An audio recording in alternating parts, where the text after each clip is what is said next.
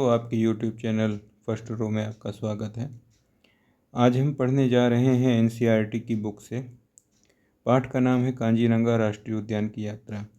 ये हम क्यों पढ़ने जा रहे हैं? क्योंकि सीटीईटी जैसे पेपर में एनसीईआरटी की बुक का बहुत बड़ा रोल है। इसमें से कई प्रश्न ऐसे पूछ लेता है कि यदि हम ये एनसीईआरटी की बुक से पाठ पढ़े रहेंगे तभी हमसे बन पाएगा, अदरवाइज हम वहाँ पे गलती कर देंगे। ठीक है, तो इसलिए हम इसमें ढूंढने की कोशिश करेंगे कि क्या हमारे लिए उपयोगी है, जो कि सीटीईटी में हमको प्रश्न को हल करने में सहायक होगा। तो चलिए देखते हैं इसमें से कुछ नई चीज़ मिलती है कि नहीं मिलती है। आइए शुरू करते हैं। पाठ का नाम है कांजीरंगा राष्ट्रीय उद्यान की यात्रा। आपको मालूम है कांजीरंगा राष्ट्रीय उद्यान असम में है। कहाँ पर स्थित है? ब्रह्मपुत्र नदी के तट पर स्थित है। ठीक है, यहाँ विभिन्न प्रकार के पशु व पक्षी हैं। आज इसको पाठ को पढ़ते हैं, पढ़ते पढ़ते हमको नई नई चीज़ें मिलती रहेंगी। आज सुबह ही हम हाथियों पर चढ़कर उद्यान देखने गए। इसके लिए हमें बहुत सवेरे उठना पड़ा, तब सूरज भी नहीं निकला था। उद्यान में सैकड़ों पशु थे। हिरण और जंगली भैंसों के कई झुंड आराम के से घास चर रहे थे।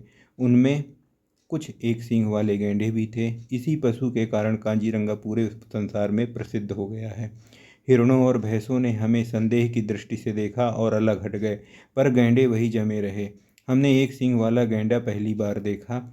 यह हाथी के बाद भारत का सबसे बड़ा पशु है। ये याद रखने वाली बात है आप लोगों के लिए। इसको इंडियन राइनो, भारतीय गैंडा भी कहते हैं। देखिए, ये इम्पोर्टेंट चीज़ है, पूछ लेता है ना। इंडियन राइनो कहाँ? ये भारतीय गैंडे की जगह में पूछ लेगा इंडियन राइनो, या एक सींग वाले गैंडे की जगह में पूछ लेगा इंडियन राइनो कहाँ पाया जाता है। ठीक है, तो कंफ्यूज नहीं होना है। आसाम में कांजीरंगा उद्यान में पाया जाता है। यह केवल भारत और नेपाल के जंगलों में पाया जाता है। अब देखिए, सीटीईटी ने पैटर्न बदल दिया है। वो ऐसे प्रश्न बनाता है, कथन और कारक के प्रश्न बनाता है। ठीक है, तो कथन में दे सकता है इंडियन राइनो कांजीरंगा उद्यान में पाया जाता है। ठीक है, तो वो सत्य हो गया।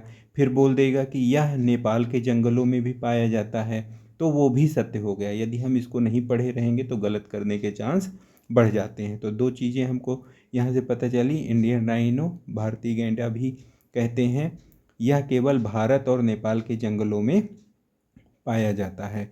इंडियन राइनो, भारतीय गैंडे के शरीर पर मोटी तह होती है, जैसे वह कवच पहने हो। इस पर हमारे महावत ने एक रुचिकर कथा सुनाई।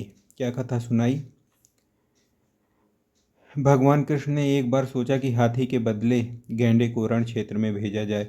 उन्होंने उसे कवच पहनाकर अभ्यास करवाया, पर गैंडा निर्देशों का पालन न कर सका। बस भगवान कृष्ण ने कवच सहित ही उसे वापस वन में भेज दिया।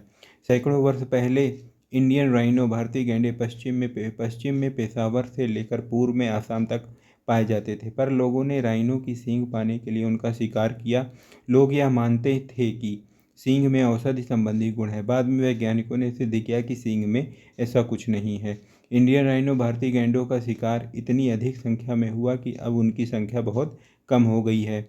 इनमें आधे से अधिक कांजीरंगा में रहते हैं, इसलिए पूरे संसार में पशु प्रेमी इसे देखने काजीरंगा आते हैं। हमारा हाथी आगे बढ़ा तो एक मादा राइनो गैंडा अपने बच्चों के साथ दिखाई दी। महावत हमें पास नहीं ले गए। उन्होंने कहा कि शिशु साथ में हो तो मादा राइनो हिंसक हो जाती है। हाथी के पास आने पर वह हमला कर सकती है। सुबह की यात्रा में हमने हिरणों के अनेक झुंड देखे। कांजीरंगा में 4 प्रकार के हिरण हैं।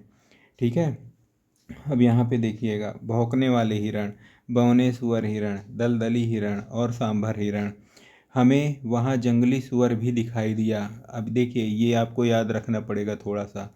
ठीक है, कितने प्रकार के हिरण कांजीरंगा में पाए जा रहे हैं? 4 प्रकार के। यदि क्वेश्चन पूछ लेगा भौंकने वाला हिरण होता है क्या, यदि हम इसको नहीं पढ़े रहेंगे तो हम बिल्कुल नहीं उत्तर लगा सकते हैं, क्योंकि हिरण भौंकता है ये हम सोच भी नहीं सकते हैं। ठीक है, बौने सुअर हिरण।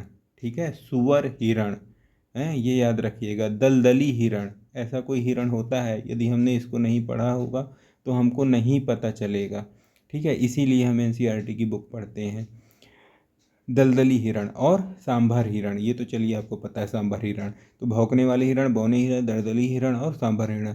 हमें वहाँ जंगली सुअर भी दिखाई दिया। हमारी यात्रा शीघ्र समाप्त हो गई। मेरा मन अभी भरा नहीं था। अगले दिन सुबह का नाश्ता करके हम फिर निकले। इस बार हम जीप में गए, साथ में वन संरक्षक भी था। ड्राइवर हमें एक बील यानी झील की ओर ले गया। देखिए अब यहाँ पे फिर एक नई चीज़ सुनने को अपने को मिल रही है। बील यानी झील, है ना, तो झील को ही बील कहते हैं। भाषा का पेपर देने जा रहे हैं, पर्यायवाची के रूप में पूछ सकता है झील का दूसरा नाम क्या है, कुछ भी दे देगा, बील, पील, चील, व्हील, है ना। तो यदि हमको मालूम होगा कि झील को बील ही कहते हैं तभी हमारा उत्तर 100% सही हो पाएगा, नहीं तो तुक्के में मालूम है आपको गलत हो सकता है। तो बील को ही झील कहते हैं, ठीक है। ड्राइवर हमें एक बील यानी झील की ओर ले गया। बील पर सैकड़ों पक्षियों के झुंड थे। पेलिकन एक जल पक्षी, ये भी याद रखिएगा। पेलिकन क्या है, एक जल पक्षी है। सारस, बगुला आपको मालूम है। और कलहोन इत्यादि, ये भी क्या है, ये सब जल पक्षी हो गए। एक ही स्थान पर इतने सारे पक्षी मैंने कभी नहीं देखे। बील यानी झील के पानी में कुछ ऊदबिलाव भी उछल कूद कर रहे थे। लौटते समय तो हमारे भाग्य ही खुल गए। सामने जंगली हाथियों का एक झुंड दिखा। हमें बहुत प्रसन्नता हुई। झुंड में 5-6 बच्चे थे। जब तक पूरे झुंड ने रास्ता पार नहीं कर लिया तब तक एक विशाल हाथी खड़ा निगरानी करता रहा। कांजीरंगा में मांसाहारी रॉयल बंगाल टाइगर भी है, पर हमें दिखे नहीं। गाइड ने बताया कि उन्हें देखना कठिन है क्योंकि वे रात में ही निकलते हैं। कुल मिलाकर यह एक अद्भुत अनुभव रहा। कांजीरंगा में अलग अलग प्रजाति के पशु शांति भाईचारे से संग संग रहते हैं। मेरे मन में यह बात बार बार उठ रही थी कि क्यों नहीं मानव भी इनकी तरह शांतिपूर्वक मिलजुल कर रहता है। हम अपने वन्य साथियों से बहुत कुछ सीख सकते हैं। ठीक है, चलिए देखिए कुछ प्रश्न उत्तर हैं, है ना, इनको आप देख लीजिएगा। ज़रूरत की चीज़ें मैंने आपको बता दिया। यदि आपके लिए हेल्पफुल रही हो तो कमेंट में ज़रूर बताइएगा। ये कुछ मानचित्र है, इसको अपन देख सकते हैं। ठीक है, कौन से उद्यान कहाँ पर स्थित हैं ये आप देख करके याद कर सकते हैं। ये और कुछ ज़रूरी चीज़ें, ठीक है।